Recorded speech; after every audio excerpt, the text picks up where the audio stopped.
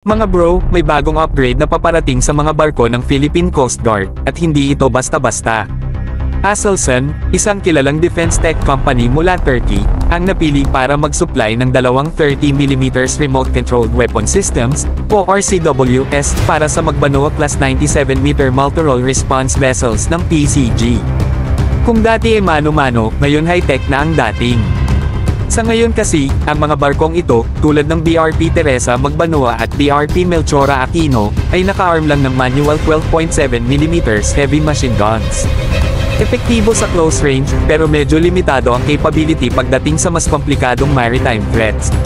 Kaya tamang-tama lang ang pagpasok ng 30mm RCWS para bigyan ng tunay na bangis ang ating mga maritime guardians.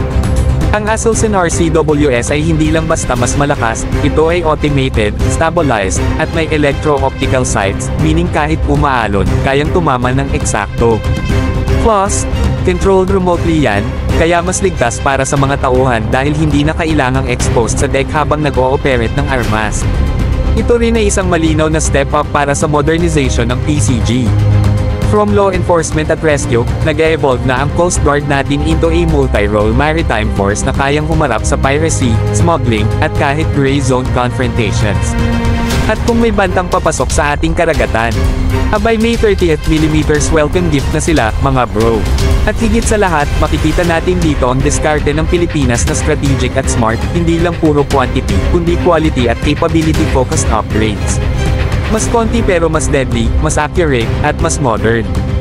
Ganyan dapat ang galawan sa panahon ngayon, mga bro.